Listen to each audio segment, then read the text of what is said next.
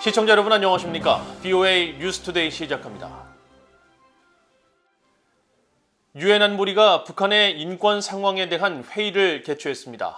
지난해처럼 이번에도 비공개 회의로 진행됐는데 회의 직후 미국 등 일부 이사국들은 공동 성명을 통해 북한 정권의 인권 유린 실태를 비판했고 특히 회의 소집을 요청했던 미국의 유엔 주재 대사는 탈북민의 사례를 소개하며 이 문제에 대한 국제사회의 관심을 촉구했습니다. 첫 소식 함지하 기자가 보도합니다. 유엔 안전보장이사회가 15일 북한 인권 문제를 논의하고 북한의 인권 유린 실태를 강하게 비판했습니다.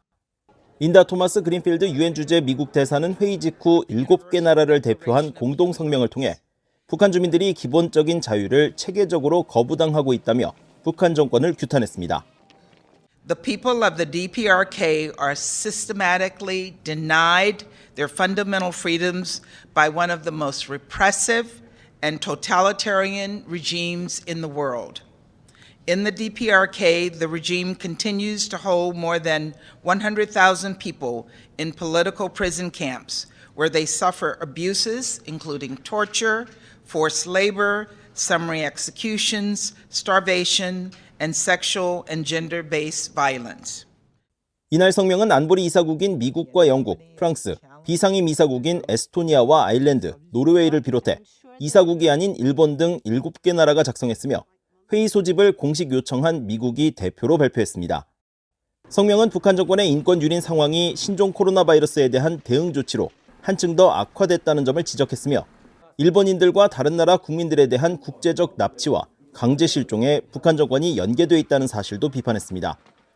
토마스 그린필드 대사는 성명에서 유엔 안보리가 북한 인권 문제를 다뤄야 한다는 사실을 강조하면서 안보리 차원의 적절한 대응책 마련을 촉구하기도 했습니다. The modern world has no place for such brutality, and it is time for the Council to address it.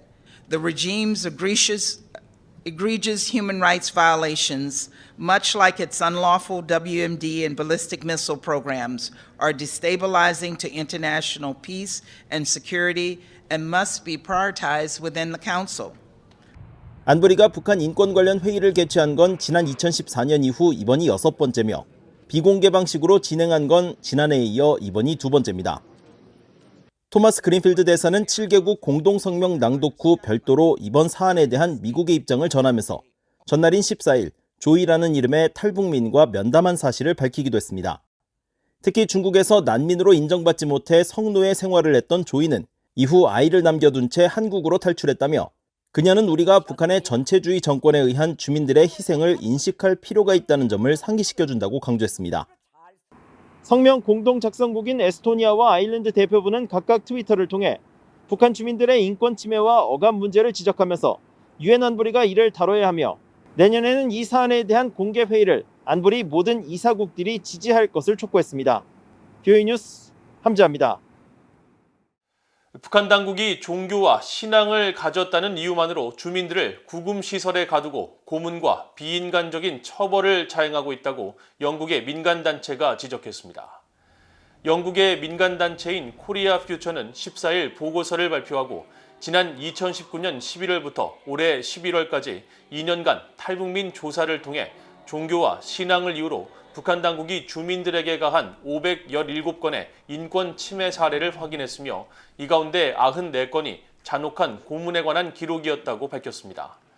그러면서 북한 내 종교인 수감자들이 수감된 시설의 위생 상태가 수감자 처우에 관한 최소한의 유엔 기준에 심각히 미달하고 특히 종교인에 대한 구타와 고문이 관행처럼 이뤄졌다면서 북한 당국은 1981년 고문 방지 규약인 시민적, 정치적 권리에 관한 국제규약을 비준했음에도 고문 혐의를 부인하고 책임 규명 조치를 취하지 않고 있다고 비판했습니다. 코리아 퓨처가 보고서와 함께 공개한 인터넷 동영상 사이트 유튜브의 증언 영상에서 탈북민 지명희 씨는 2011년과 2014년 종교와 신앙을 이유로 구금시설에 수감돼 전문 고문관들로부터 장작으로 구타를 당하는 등 정신적, 육체적 피해를 당했다며 북한 당국을 규탄했습니다. 미국과 한국의 전문가들은 동북아시아 지역 군비 경쟁 속에서 북한의 비핵화를 달성할 가능성에 대해 엇갈린 견해를 보였습니다. 특히 미국 내 전문가들은 북한의 비핵화 의지에 대해 서로 다른 해석을 내놨습니다. 이조은 기자가 취재했습니다. 워싱턴의 민간단체 전미 북한위원회가 영내 군비 경쟁 속 북한을 비핵화할 수 있을까라는 주제로 개최한 토론회에서 미국의 민간단체인 미국 과학자연맹의 애덤 마운트 선임연구원은 북한의 비핵화 가능성을 매우 낮은 것으로 내다봤습니다. 비핵화를 위해서는 수많은 시설들에 대한 제한 없는 접근이 필요한데 북한 당국의 비협조로 쉽지 않다는 겁니다. First, disarmament's extremely difficult. It would be this enormous challenge for international inspectors with unrestricted access to North Korean territory, poking into private restricted military sites. 마운트 선임연구원은 또 북한 정권은 그동안 핵무기를 값진 것으로 여기고 당장 포기할 의사가 없다는 입장을 여러 차례 밝혔다는 점을 지적했습니다. 미국 군축협회의 켈시 데븐포트 비확산 정책 담당국장은 영내 군비 경쟁 속에서도 북한 비핵화 달성 가능성을 배제해선 안 된다고 강조했습니다. 북한 핵무기 프로그램의 주요 요소는 영내 군비 경쟁이 아니라 미북 관계라며 두 나라 간 관계 개선은 북한 비핵화 결정에 영향을 미칠 것이라고 주장했습니다. It sends the wrong message to would-be proliferators that if they continue to ratchet up nuclear programs in defiance of international law and their international obligations, that eventually they may be accepted as nuclear-armed states. 한국의 전문가들도 북한 비핵화 가능성에 대한 온도차를 보였습니다. 조비연 한국국방연구원 선임연구원은 북한의 비핵화 가능성은 낮다며 지난 20여 년간 많은 협의 과정이 있었지만 북한은 여전히 비핵화에 저항하고 있다고 지적했고 황용수 한국원자력통제기술원 원장은 북한 비핵화에 대한 단계적 접근이 매우 중요하다면서 초기 단계의 높은 기대치를 낮추고 완전한 검증이 아닌 협력적 모니터링을 출발점으로 시작하면 성공을 거둘 수 있다고 주장했습니다. 미국과 한국의 전문가들은 북한의 비핵화 가능성에 대해선 엇갈린 견해를 보였습니다. 하지만 동북아 영내 군비 경쟁이 북한의 비핵화의 결정적인 요소는 아니라는 데 의견을 같이 했습니다. BA 뉴스 이존입니다.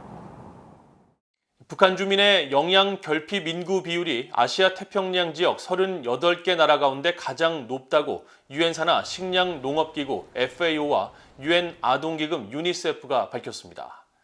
FAO와 유니세프가 15일 공개한 2021년 아시아 태평양 지역 식량 안보와 영양 공동 보고서에 따르면 지난 2018년부터 2020년 사이 북한 주민의 영양 결핍 인구 비율은 42.2%로 이는 북한 다음인 아프가니스탄 25.5%와 파푸아뉴기니 24.6%와 비교해도 15%포인트가량 높습니다. 북한의 영양결핍 비율은 지난 2000년부터 2002년 사이 35.7%로 조사됐으며 이후 다소 줄다가 2009년 42.6%로 증가해 지금까지 42%대를 유지하고 있습니다. 한편 보고서는 신종 코로나 바이러스 대유행 여파로 아태 지역 내 경제와 생계 활동에 지장을 줘 지난해 영양결핍 비율은 전년 대비 17%포인트 증가했다고 설명했습니다. 내년 3월 9일 한국의 대통령 선거를 전후해 사이버 해킹 공격이 활발히 전개될 것이며 특히 차기 정부의 대북 안보정책 정보를 탈취하기 위한 해킹 공격이 우려된다고 한국국가정보원이 밝혔습니다. 한국국정원은 15일 발표한 사이버 위협 관련 전망 보고서에서 내년 3월 대통령 선거와 6월 지방선거를 앞두고 있어 해킹 조직들의 가짜뉴스와 민감 정보 유포 등으로 인한 사회 혼란이 유발될 우려가 있다고 지적했습니다. 특히 내년에 새 정부가 출범하게 되면 새로운 대북 정책과 안보 관련 현안 정보를 수집하기 위해 국가 배후의 해킹 조직들의 정보 탈취 해킹 공격이 심화될 것으로 전망했습니다. 국정원은 또 올해는 미국 조 바이든 행정부 출범과 한국 정부의 종전선언 제안 등을 계기로 변화된 대북 정책 기조를 파악하기 위해 외교와 안보 분야 인사들을 대상으로 한 정보 탈취 해킹 시도가 빈번했다고 분석하고 신종 코로나 바이러스에 따른 의료 분야 해킹과 기술 패권 경쟁에 따른 방산 기술 분야의 해킹 시도도 크게 늘었다고 평가했습니다. 이상으로 BOA 뉴스투데이를 모두 마칩니다. 시청해주신 여러분 고맙습니다.